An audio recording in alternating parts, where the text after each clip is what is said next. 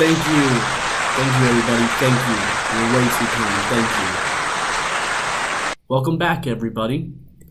Today, we will be discussing the scientific concepts that we see in science fiction movies and comparing them to the reality of their technology. These concepts include scanning the brain with the movie Chappie, downloading the brain and whole brain emulation with the movie Transcendence, and finally, the transfer of knowledge and skills through brain-machine interfaces with the movie The Matrix. With this video, I hope to inform you about the scientific processes and technology that exists that will soon make these science fiction concepts not so fiction. In this scene from Chappie, you can see Chappie scrambling to try and save his creator by transferring his brain into another robot. In most of these movies, they use brain scanners that resemble an EEG scanner. An EEG scanner allows you to measure the electrical signals that can be picked up from outside of the skull. Nowadays, a company called Neuralink, a side project for entrepreneur extraordinaire Elon Musk, is working on improving neural interfaces to augment and improve people's memory or other skills. Their technology consists of nano-sized transducers that use ultrasound to communicate signals like electrical spikes from the neuron. These nanoscale devices attach to different sites on the neurons after being injected. We are still a long way from using these in humans, but this type of technology is a big step forward for non-invasive monitoring of animal brain activity. In this scene from Transcendence, you can see how Johnny Depp's character, Will Castor, is being subjected to an invasive brain imaging technique. Sensors are being inserted through his skull. These sensors are most likely light-based, perhaps in the near-infrared spectrum. Or they might use Raman spectroscopy for more chemical information. The skull blocks many types of imaging and is a significant barrier to the detailed imaging of neurons.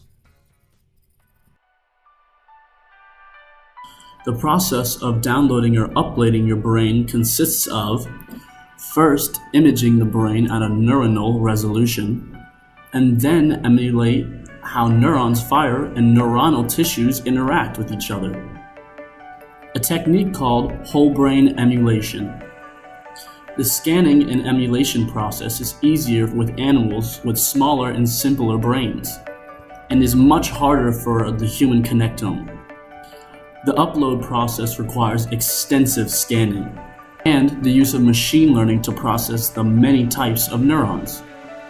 A website called neuromorpho.org has a database of tens of thousands of scanned and cataloged neurons, with detailed information of the shape and function of the neuron. The existence of this website and public databases like these provide much needed information to make a full simulation of the human brain. A scientist was able to scan and take the connectome of a roundworm and upload it into a Lego robot to stimulate the worm's brain within that robot. Although this technology may be possible in the distant future, it is unlikely due to the massive amount of neurons that we would have to scan in the human brain, and the processing speed that we would need for the computer to stimulate it is, at this point, limited by the technology of supercomputers, time, and money.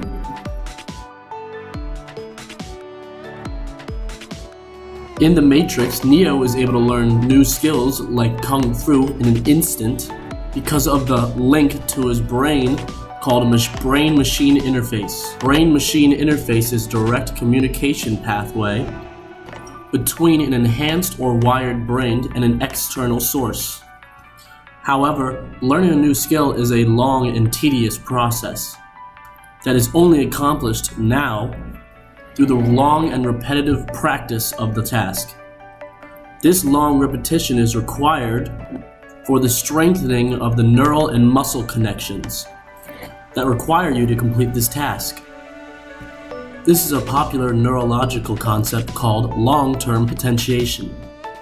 This is the process of the connections between neurons strengthening themselves after continuous use. Once the strengthening of the neuron synapses is present, scientists of the future could isolate these areas of the brain specific to the learning of this task. Tasks such as doing a backflip or learning how to speak French. With this knowledge, we could strengthen those connections in another brain, essentially copying the knowledge from the original brain and transferring the skills. I hope you all enjoyed this video and are excited as I am about all the new scientific discoveries. Bye, and thank you for watching.